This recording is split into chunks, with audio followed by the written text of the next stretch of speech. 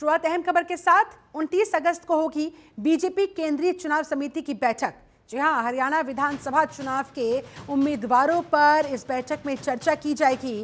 पहली लिस्ट में 50 सीटों के ऊपर किन किन उम्मीदवारों को उतारा जाए, उनके नामों का ऐलान हो सकता है और इसी को लेकर चिंतन मंथन का दौर इस बैठक में होगा। पहली लिस्ट में तैयारियां है 50 नामों के ऐलान की। ऐसे में कौन कौन सी सीट पर किन किन नामों का चयन किया जाएगा, कौन सा नाम, कौन सा कैंडिडेट ज्यादा स्ट्रांग रहेगा, किस सीट पर किस नाम की, किस चेहरे की ज्यादा पकड़ है, इसको लेकर इस मीटिंग में मंथन होगा, चिंतन होगा, चर्चा होगी और उसके बाद 29 अगस्त को इस बीजेपी केंद्रीय चुनाव समिति की बैठक में इस पर मुहर लगाई जाएगी। तो हरियाणा विधानसभा चुनाव की तारीखों के ऐलान के साथ ही इस दिशा में सुगबुगाहटें तेज होती हुई। शिखा शर्मा हमारे साथ ज्यादा जानकारी के साथ संवाददाता कनेक्ट हो गई हैं। शिखा, क्या उम्मीद लगाई जा रही है? पहली लिस्ट में 50 सीटों पर नामों का ऐलान किया जा सकता है, किस किस नाम की प्रबल संभावनाएं? देखिए, जो मुख्यमंत्री नैसी सैनी है, उनकी टिकट जो है वो पक्की मानी जा रही है।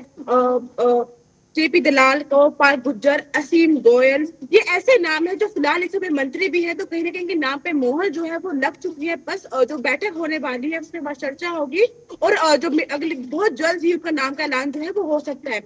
और सबसे बड़ी बात है कि सीएम सीट बदलने की बातचीत जो है इस बार की जा रही है। कहीं ना कहीं फिलहाल वो करनाल से विधायक है, तो ये कहा जा रहा है कि अब उन्हें कहीं और से टिकट जो है वो दी जाए। साथ साथ अब ये उम्मीद ये भी की जा रही है कि शायद इस बार जो नए कार्यकर्ता, मतलब जो पुराने कार्यकर्ता है, उनको भी मौका दिया जाए, क्योंकि लगातार ऐसे बहुत से लोग हैं जो पार्टी से जुड़े हुए हैं और 10 साल जिनको सब मौका दे दिया, उनको छोड़ के अब नए लोगों को मौका दिया जाए, ताकि जनता जो है, और कई बार ऐसा भी होता है कि लोग उनसे जुड़े तो होते हैं पर वही चाहते हैं कि किसी और को भी मौका दिया जाए ताकि वो और उनकी समस्याओं को अच्छे से जान पाते हैं। और 10 साल कार्य करने के बाद कई बार लोगों के बर्ताव में बदलाव भी आ जाता है, तो कहीं ना कहीं उस चीज को मेंटेन करने के लिए भी उम्मीद की जा रही है कि जो नए कार्यकर्ता है, जो पार्टी से लगातार काफी साल से जुड़े हुए हैं, उनको भी टिकट जो है वो दी जाएगी। सबसे बड़ी बात यह है कि लेकिन शिखा, ऐसे में जम्मू कश्मीर में बीजेपी ने जो किया, सूची जारी की, उसके बाद उसको वापस ले लिया, यूटर्न लेते हुए नई सूची को फिर जारी किया गया। जाहिर तौर पर ऐसे में सबक लिया जाएगा और अच्छे से चिंतन मंथन करते हुए फाइनल मोहर लगाई जाएगी इस होने वाली बैठक के अंदर। अजीब ही देखिए, भाजपा ये जानती है कि लोकसभा के चुनाव के समय उनसे गलती हुई थी। उन्होंने कुछ नामों के ऐलान ऐसे किए थे जिसका हर्जाना जो है उन्हें भुगतना पड़ा था। इस बार ऐसी गलती, क्योंकि लोकसभा के चुनाव में चलिए वो गलती हो गई, उसका इतना असर शायद नहीं पड़ेगा, पर विधानसभा चुनाव में अपना एक पूरे राज्य को खो देने वाली बात होती है। तो कहीं ना कहीं वो ये नहीं चाहते कि ऐसी कोई भी गलती हो कि जिसकी वजह से जो तीसरी बार हैट्रिक बनाने का दावा सरकार के द्वारा किया जा रहा है वो अधूरा रह जाए। शायद इसीलिए इतना समय जो है लिया जा रहा है और हर एक नाम पे अच्छे से मंथन जो है किया जा रहा है। और 2019 में गठबंधन जो है वो करना पड़ गया था, इस बार ऐसी सिचुएशन ना आए और एक पूरे बहुमत के साथ सरकार बने, शायद इसलिए इतनी मेहनत जो है की जा रही है, हर नाम में इतना मंथन जो है वो किया जा रहा है और शायद इसलिए पार्टी इतना नाम ले रही है। पर उम्मीद की जा रही है कि अगले महीने के पहले हफ्ते में जो नामों की घोषणा जो है वो हो जाएगी, ताकि हर किसी को समय मिले प्रॉपर जनता के बीच में जाने का, उनसे अपने वोट मांगने का। साथ साथ ये भी देखा जा रहा है कि किस नाम का रिपोर्ट कार्ड किस तरह से आ रहा है। जनता ऐसे में शिखा, सवाल ये भी खड़ा होता है, बीजेपी के सामने ये भी एक बड़ी चुनौती कही जा सकती है कि वो नाम के साथ जाएगी या फिर काम के साथ जाएगी। इसमें चयन करना भी बड़ा चैलेंज रहने वाला है पार्टी के सामने। देखिए, कहीं ना कहीं ये मायने रखता है कि वो नाम और काम दोनों के साथ है। ऐसे बहुत से कार्यकर्ता होते हैं जो ना ही नेता होते हैं ना ही विधायक होते हैं, पर फिर लगातार जनता के बीच में रहते हैं, लगातार जनता के लिए काम भी कर रहे होते हैं। तो ऐसे नामों को चुनना, ऐसे नामों के ऊपर ध्यान देना बहुत जरूरी है। ऐसे बहुत से लोग हैं जो पार्टी से काफी साल से जुड़े हुए हैं, उन्हें आज तक कोई भी पद पे आने का मौका नहीं मिला, पर जहां जहां उन्हें जनता के लिए काम करने का मौका मिलता है वहां वो जनता के हित के लिए खड़े होते हैं। तो कहीं ना कहीं पार्टी को ऐसे वर्कर्स को चुनना है, ऐसे कार्यकर्ताओं को चुनना है। और ऐसे बहुत से मंत्री हैं जिनमें कोई बदलाव नहीं आए, जो लगातार जनता के बीच में जाते भी हैं, काम भी करते हैं, उनको टिकट देना स्वाभाविक है। पर ऐसे विधायक या मंत्री जो शायद वो जनता की उम्मीद पूरी नहीं कर पाए, उनको हटा के किसी नए चेहरे को मौका देना, किसी नए चेहरे को आगे लेके आना कहीं ना कहीं पार्टी के लिए बहुत बड़ी बात होगी। चलिए, नजर बनाए रखिएगा शिखा। फिलहाल आपका बहुत शुक्रिया इस पूरी बातचीत के लिए, जानकारी के लिए धन्यवाद आपका। तो हरियाणा के विधानसभा चुनाव अभियान में बीजेपी जुटी हुई है और बीजेपी ने इसी कड़ी में रोहतक में अपना प्रदेश चुनाव कार्यालय भी खोल लिया है। इस मौके पर मुख्यमंत्री नायब सिंह सैनी, प्रदेश अध्यक्ष मोहनलाल बड़ौली वहां पर पहुंचे, इस कार्यक्रम में उपस्थित दिखाई दिए। प्रदेश चुनाव कार्यालय के उद्घाटन के मौके पर हवन किया गया, यज्ञ किया गया और इस अवसर पर स्वास्थ्य मंत्री डॉक्टर कमल गुप्ता भी मौजूद रहे। इस दौरान सीएम सैनी ने विपक्ष पर जमकर हमला बोला और कहा कि हम विपक्षी दल की भूमिका को लेकर चिंतित है। जब जब देश की एकता और अखंडता को तोड़ने और पाकिस्तान तथा आतंकवाद से हाथ मिलाने की बात आती है तो कांग्रेस पार्टी सबसे आगे खड़ी हुई नजर आती है, जो हमारे लिए भी और तमाम देशवासियों के लिए भी चिंता की बात है। राहुल गांधी को सत्ता हासिल करने के लिए देश के टुकड़े करने की मानसिकता अपने पूर्वजों से मिली है। कुछ इन शब्दों के साथ एक बार फिर से विपक्ष को, कांग्रेस पार्टी को सीधे तौर पर राहुल गांधी को निशाने पर लिया गया।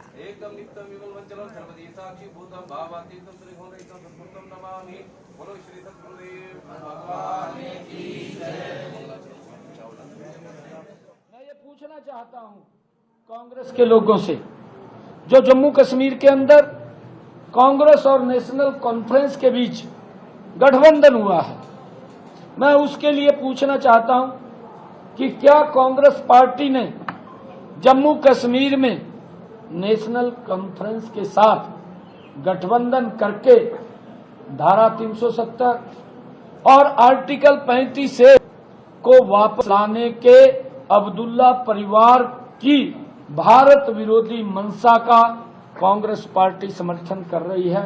मैं इन सब से पूछना चाहता हूं, क्या कांग्रेस के नेता या कांग्रेस पार्टी ये बताने का काम करेगी जो मैं क्वेश्चन पूछ रहा हूं? जब जब देश की एकता एवं अखंडता को तोड़ने और पाकिस्तान तथा आतंकवाद से हाथ मिलाने की बात आती है तो कांग्रेस पार्टी सबसे आगे खड़ी नजर आती है। राहुल गांधी जी को सत्ता हासिल करने के लिए देश के टुकड़े टुकड़े करने की मानसिकता अपने पूर्वजों से इनको मिली है, इसके बारे में भी ये जिज्ञासा को स्पष्ट करने का काम करें। बढ़ेंगे खबरों में आगे। हरियाणा के कुरुक्षेत्र के गांव उमरी में बीजेपी द्वारा दलित सम्मान स्वाभिमान समारोह का आयोजन किया जा रहा है। इसमें भाग लेने के लिए केंद्रीय मंत्री और पूर्व सीएम मनोहर लाल कार्यक्रम में पहुंचे। कार्यक्रम का आयोजन गुरु रविदास मेमोरियल स्थल पर हुआ। इस दौरान मनोहर लाल ने सभा को संबोधित किया। वहीं केंद्रीय कानून मंत्री अर्जुन राम मेघवाल ने विपक्ष पर निशाना साधते हुए कहा कि आरक्षण को लेकर दूसरी पार्टियों के नेता लोगों को भ्रमित करने का काम कर रहे हैं। क्रीमी लेयर को लेकर भी गलत जानकारी दी जा रही है। इससे और इन लोगों से सावधान रहने की उन्होंने आवश्यकता बताई। उन्होंने राहुल गांधी को लेकर भी टिप्पणी की। राहुल गांधी लोकसभा में कोई लाल रंग की कॉपी लेकर आए थे और हमने पूछा कि इसमें कितने आर्टिकल है, कितने चैप्टर है, लेकिन वो बता नहीं पाए। उन्होंने उसको खोलकर देखा तक नहीं, लेकिन झूठा प्रचार करने में वो लगे हुए हैं। बता दें आपको, इस कार्यक्रम में मुख्य अतिथि मनोहर लाल के साथ ही केंद्रीय मंत्री अर्जुन राम मेघवाल, सांसद दुष्यंत गौतम, अशोक तंवर, राज्य मंत्री सुभाष सुधा भी पहुंचे।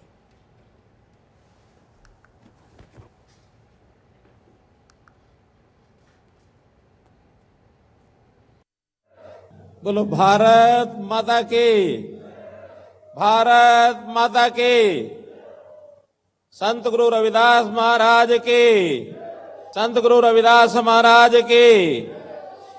भारत रत्न बाबा साहब अंबेडकर जी की, बाबा साहब अंबेडकर जी की। ये धर्म क्षेत्र कुरुक्षेत्र है। धर्म क्षेत्र कुरुक्षेत्र हमको मालूम है कि भगवान श्री कृष्ण जी ने युद्ध के मैदान में अर्जुन को एक संदेश दिया था और वो संदेश न्याय के लिए था कि किसी के साथ अन्याय नहीं होना चाहिए, न्याय की जीत होनी चाहिए। जो न्याय प्रिय है वही पक्ष आगे बढ़े। दुनिया का यह पहला उदाहरण है कि किसी युद्ध के मैदान में जीवन जीने का एक सार, एक महत्वपूर्ण बिंदु, जिसको बाद में बाबा साहब अम्बेडकर जी ने भी उसी दिशा में जाकर के सबके प्रति न्याय, इस बात का उल्लेख किया। आज प्रसन्नता इस बात की है कि जिन भगवान कृष्ण जी के संदेश को हम आज याद कर रहे हैं, उन्हीं भगवान श्री कृष्ण जी का आज जन्मदिन है, आज जन्माष्टमी। और उस फैसले का ये दुष्प्रचार कर रहे हैं मोदी जी ने क्रीमी कर दिया। मैं आपको कहना चाह रहा हूं, मोदी जी ने कैबिनेट की बैठक बुला करके उसी दिन 9 अगस्त को और ये कहा कि अनुसूचित जाति और जनजाति के मामले में क्रीमी लेयर लागू नहीं होगा। मोदी जी के लिए जोरदार ताली तो बजा दो भाई। और ये कौन भ्रम फैला रही है? तो ये भ्रम फैलाने वाली पार्टी से सावधान रहने की जरूरत है। अब आप सब कैटेगराइजेशन के मामले में भी 2 शर्तें लगी हुई है। ये मैं लॉ मंत्री के नाते आपको इन चीजों को बता रहा हूं। आगे चूंकि बाकी चीजें मनोहर लाल जी को ही करनी है, लेकिन एक चीज जरूर मैं कहूंगा। अभी दुष्यंत जी बता रहे थे कि ये संविधान की कॉपी राहुल गांधी जी ने एक लाल रंग की कोई कॉपी लेके आए थे, लोकसभा में बताई। तो हमने पूछा, राहुल जी इसमें आर्टिकल कितने? तो आर्टिकल नहीं बता पाए। हमने कहा इसमें चैप्टर कितने? तो चैप्टर नहीं बता पाए। उन्होंने संविधान की किताब खोल करके भी नहीं देखी। मैं इस मंच से जिम्मेदारी से कह रहा हूं, अशोक जी तो जानते भी होंगे, इन्होंने उस किताब को खोल के भी नहीं देखी, लेकिन झूठा प्रचार करने के लिए संविधान जैसी पवित्र ग्रंथ का सहारा ले रहे हैं। ऐसी कांग्रेस को हरियाणा में हराना चाहिए। उधर 8 सितंबर को हरियाणा के करनाल में सिख महासम्मेलन का आयोजन होने जा रहा है, जिसे लेकर प्रदेश भर में मीटिंग्स का सिलसिला जारी है। वहीं आज अंबाला में भी सिख समाज द्वारा एक मीटिंग रखी गई, जिसमें सभी को 8 सितंबर को करनाल में होने वाले इस महासम्मेलन का न्योता दिया गया। और इस बारे में ज्यादा जानकारी देते हुए समाज सेवी प्रीतपाल सिंह पन्नू ने बताया कि इस हरियाणा में जो सिखों की मुश्किलें बढ़ती जा रही है, इन लोगों के लिए जो समस्याएं खड़ी हो रही है, इस वजह से इन्होंने 12 मांगे अपनी रखी है। उनके लिए ये महासम्मेलन करवाया जा रहा है। उन्होंने कहा, सिखों की लगभग 18 लाख की आबादी है, ये वोट बैंक है, फिर भी सिखों को सीटें नहीं दी जाती, उन्हें वो दर्जा नहीं दिया जाता जिसके वो हकदार है। उन्होंने ये भी कहा, आने वाले चुनावों को लेकर भी एक बड़ा फैसला लिया जाएगा, ताकि सभी राजनीतिक दलों से बात की जाए और जो भी दल सिखों को उनका दर्जा देगा, उनका अधिकार देगा, सिख उसी दल का, उसी पार्टी का समर्थन करेंगे। ये फैसला लिया गया। हमारे बच्चे जब एग्जाम देने के लिए जाते हैं, यहाँ तक कि जुडिशरी जिसके ऊपर कानून की रक्षा करने का दायित्व है, जुडिशरी के एग्जाम में भी जब बच्चे एग्जाम देने जाते हैं तो वहाँ उनसे कहा जाता है कड़ा उतार कर आओ, कृपाण उतार करके आओ, जिसे अमृतधारी सिख उतार ही नहीं सकता।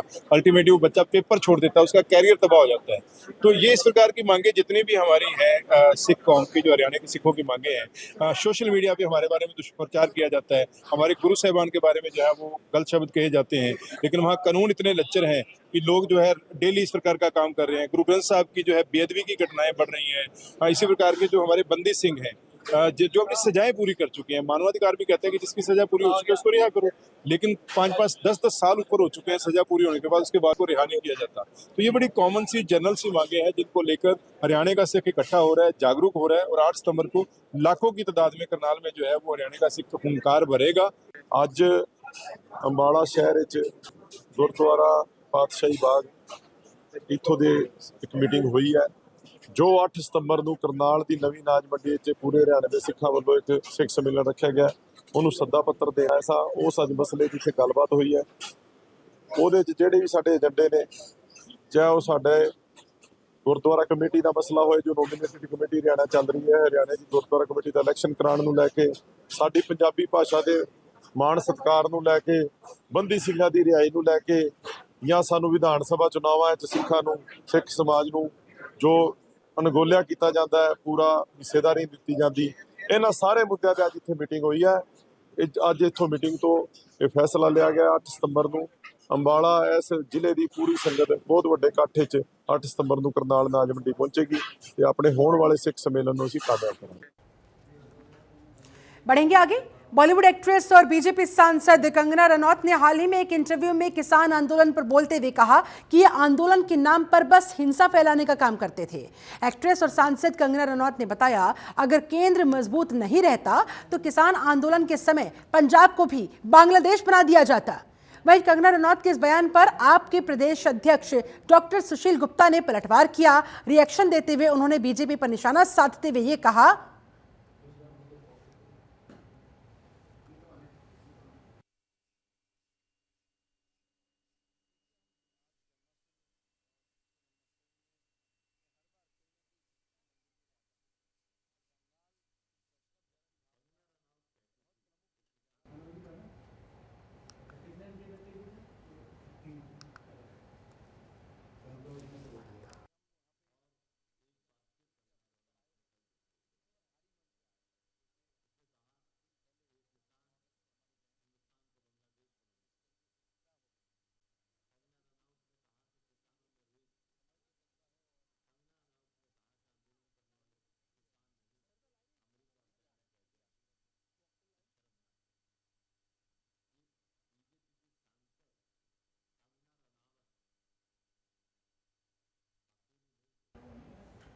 वहीं बीजेपी ने हाल ही में चुनाव आयोग से चुनावों की तारीख को एक सप्ताह आगे बढ़ाने की सिफारिश की है, जिस पर विपक्ष द्वारा लगातार अब सवाल उठाए जा रहे हैं। वहीं ने इस पर विपक्ष द्वारा सवाल उठाए जाने पर कहा कि चुनावों की डेट सिर्फ आगे ही नहीं बल्कि एक सप्ताह पहले भी की जा सकती है।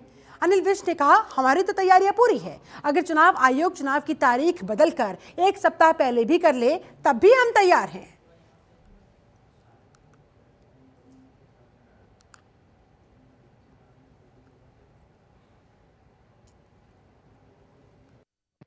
देखिए, ऐसा है कि ये जो डेट घोषित की गई है, इसमें अगर एक छुट्टी ले लो तो 5 छुट्टियां हो जाती।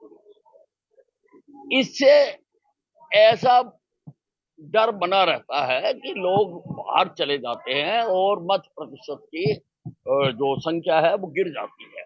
इस पर कांग्रेस ने आज प्रतिक्रिया दी है, परंतु हम केवल आगे बढ़ाने की बात नहीं कर रहे। आप पीछे कर दो, अब 2-3 दिन पीछे कर दो ताकि ये 5 दिन का चंक ना बने, 5 दिन की छुट्टियां ना लेके जा सके। अब 4-5 दिन पीछे कर दो, हम तो तैयार है, हम तो कल करा दो, मेरी पार्टी तैयार है इलेक्शन लड़ने के लिए। उधर बॉलीवुड एक्ट्रेस और बीजेपी सांसद कंगना रनौत ने हाल ही में एक इंटरव्यू में किसान आंदोलन पर बोलते हुए कहा, यह आंदोलन के नाम पर बस हिंसा फैला रही हैं। एक्ट्रेस और सांसद कंगना रनौत के मुताबिक अगर केंद्र मजबूत नहीं रहता तो किसान आंदोलन के समय पंजाब को भी बांग्लादेश बना दिया जाता। कंगना के इसी बयान पर आप के प्रदेश अध्यक्ष डॉक्टर सुशील गुप्ता ने पलटवार किया। उन्होंने बीजेपी पर निशाना साधते हुए कहा, बीजेपी किसानों से नफरत करती है। किसान आंदोलन के दौरान कंगना ने बुजुर्ग महिला को किराए पर लाया हुआ बोला था। एक बार फिर कंगना रनौत ने जहर उगलने का काम किया है। उन्होंने आगे कहा, यह बयान केवल कंगना का बयान नहीं है बल्कि बीजेपी की मानसिकता को भी दिखाता है। कंगना रनौत कहती थी कि किसान आंदोलन के दौरान एक बुजुर्ग महिला किसान के लिए कि किराए पे आई है, और एक बार फिर कंगना रनौत ने कल जहर उगला। उसने कहा कि किसान हिंदुस्तान को बांग्लादेश बनाना चाहते हैं। कंगना रनौत ने कहा कि किसानों ने रेप किया। कंगना रनौत ने कहा कि आंदोलन करने वाले किसान नहीं, अमेरिका और चाइना के एजेंट हैं। ये शर्मनाक बयान है। ये बीजेपी की सांसद कंगना रनावत अकेली नहीं बोल रही, ये इनकी मानसिकता बोल रही है, जो लगातार किसानों को गालियां देते रहे। भाजपा जितने लोगों ने किसानों को गालियां दी उतनों को ही बड़े बड़े पद देती रही, और कंगना रनावत को भी इसी का नाम दिया, उसको सांसद बना दिया। तो चुनावी तारीखों के ऐलान के साथ ही हरियाणा की राजनीतिक हवा भी काफी गर्मा चुकी है। विधानसभा चुनावों की घोषणा के बाद से ही एक दूसरे पर तीखी बयानबाजी नेताओं की तरफ से सामने आ रही है। इसी बीच रोहतक सांसद दीपेंद्र हुड्डा और पूर्व डिप्टी सीएम दुष्यंत चौटाला में सोशल वॉर छिड़ गई। दीपेंद्र के इनेलो और जज्बा पर कसे गए तंज पर दुष्यंत ने शायराना अंदाज में जवाब दिया। दीपेंद्र हुड्डा ने बीजेपी और इनेलो द्वारा चुनाव की तारीख में तब्दीली के लिए लिखे गए पत्र को लेकर सोशल हैंडल एक्स पर शेयर करते हुए लिखा, भाजपा की आंखों के तारे इनेलो और सितारे यानी कि जेजेपी, जहां भाजपा वहां इनेलो जेजेपी। इसके बाद पूर्व डिप्टी सीएम दुष्यंत दीपेंद्र के इस हमले का करारा जवाब देते नजर आए। उन्होंने रीट्वीट करते हुए लिखा, हकीकत में तो आप ही एक दूसरे के प्यारे हो, तभी तो राज्यसभा चुनाव में कोई उम्मीदवार नहीं उतारा आप लोगों ने।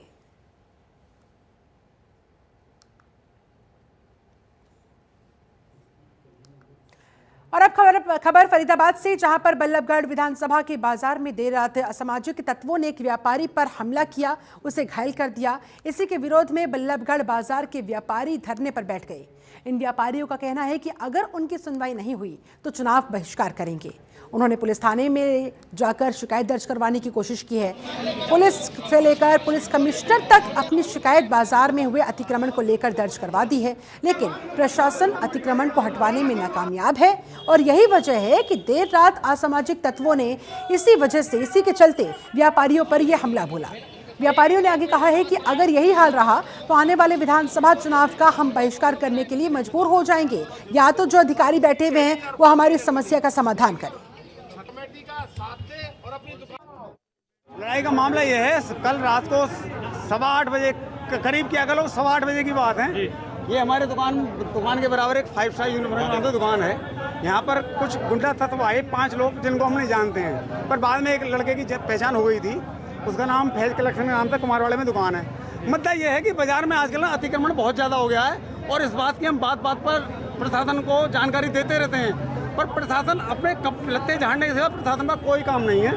इसकी अभी मैंने 1 महीने पहले गृह मंत्री जी को भी लिखी थी, सीएम साहब को भी लिखी थी, सीपी साहब को भी लिखी थी, पर किसी डिपार्टमेंट ने कोई काम नहीं किया। काम के नाम पर एक एप्लीकेशन आई थी इंचार्ज के पास, इंचार्ज ने हमको बुलाया और एक ऐसा साइन करके चले जाओ। उस पर किस बात के साइन करके चले जाओ? हमने कहा साहब आपने कोई बाजार में कार्रवाई करी है, कोई रेडी पट्टी हटवाई है? अगर नहीं वो तो हमारे बस की नहीं है, तो फिर हम साइन करके चले जाओ। हमने उस पर कोई साइन नहीं करे एप्लीकेशन पे। उसका नतीजा ये है कि कल 8:15 बजे 5-7 गुंडे तत्व आए और उन्होंने व्यापारी भाई पर हमला किया है। हम थाने में गए, थाने में पहले वाले तो पुलिस वाले उल्टे घुराने को आए। जब यहाँ का थोड़ा सा संगठन मजबूत हुआ तो हमारी एप्लीकेशन ली गई और उन लोगों का मेडिकल कराया है जिनको चोट आई है, पर अभी तक कोई FIR लॉन्च नहीं हुई है। जो धरने पे बैठे हैं वो व्यापारी वर्ग, हाँ बाजार में धरने पर बैठे, क्या करें जी, कोई सुनने वाला। देखिए आप देख रहे हैं बल्लभगढ़ के अंदर बहुत रोष है और जो घटना घटी है वो बहुत दुखद है। आज बल्लभगढ़ को जाना जाता है तो हमारी जो प्रबुद्ध व्यापारी वर्ग हैं उनकी प्रतिष्ठा से जोड़ करके बल्लभगढ़ को हमेशा देखा जाता है। और बल्लभगढ़ शहर एक ऐसा सबसे पुराना शहर है आसपास के एरिया में जहां चारों तरफ के लोग यहां शॉपिंग करने के लिए, अपने व्यवस्थाओं को देखने के लिए आते हैं। और अगर हमारा व्यापारी असंतुष्ट है, वो सुरक्षित नहीं है। और देश भर में आज कृष्ण जन्माष्टमी की धूम मची हुई है। देश के विभिन्न मंदिरों में खास तैयारियां की गई है। सुबह से ही श्रद्धालु मंदिर पहुंच रहे हैं, कान्हा के दर्शन के लिए जा रहे हैं। जन्माष्टमी पर्व को लेकर बाजारों में भी रौनक देखने को मिल रही है। बाजार में लड्डू गोपाल और उनके पूजन की सामग्री की सबसे ज्यादा आज खरीदारी चल रही है। भगवान श्री कृष्ण के बाल रूप की पूजा के लिए आवश्यक सामग्री जैसे कि लड्डू गोपाल के वस्त्र, उनका मुकुट, सिंहासन की दुकानों पर खूब बिक रहा है। और उनका मोर मुकुट, उनका जो सिंहासन है, उनके जो वस्त्र है, इसकी काफ़ी डिमांड बढ़ चुकी है। मंदिर के पुजारी के मुताबिक रात 12 बजे कृष्ण का जन्म होगा, ये उत्सव मनाया जाएगा। कृष्ण को देखने के लिए लोग दूर दराज से मंदिरों में पहुंच रहे हैं। जन्माष्टमी माहौल बहुत अच्छा है, बहुत सुंदर है और बहुत ही प्यारे कान्हा जी तैयार होने आए हैं, बहुत सारे कान्हा जी। और मतलब आज हम लास्ट श्रृंगार कर रहे हैं। उसके बाद जन्माष्टमी हमारे पास लड्डू गोपाल की पोशाक है, उनकी ज्वेलरी है, सुंदर सुंदर पोशाकें हैं। हजारों की संख्या में श्रद्धालु आएंगे, ठाकुर जी का दर्शन होगा और यही जन्माष्टमी धूमधाम से मनाने का आशा है। हाँ, मुकुट है, मुगरा का कुंडल है, हार है भगवान का, वस्त्र है, पीताम्बर आज से जो है भगवान को सजाया जाएगा। जन्माष्टमी बहुत अच्छी मनती है। यहाँ करनाल में कुंदपुरा रोड पे बहुत पूरा रश होता है, तो पूरे मालटोन में यहाँ से रास्ता पूरा होता है। इसमें कुंदपुरा रोड पे जो ज्यादा ही रश होता है। काफी तैयारियां मंदिर, बहुत तैयारियां, पहले मंदिर में जाओ बहुत तैयारियां, दूर दूर से पहुंचते हैं। हाँ, बड़े यहाँ से दूर दूर से पहुंचते हैं सब। क्या कुछ रास्ता है? चलिए इसके साथ अपना हरियाणा में फिलहाल बस इतना ही। आप बने रहे जनतंत्र टीवी के साथ।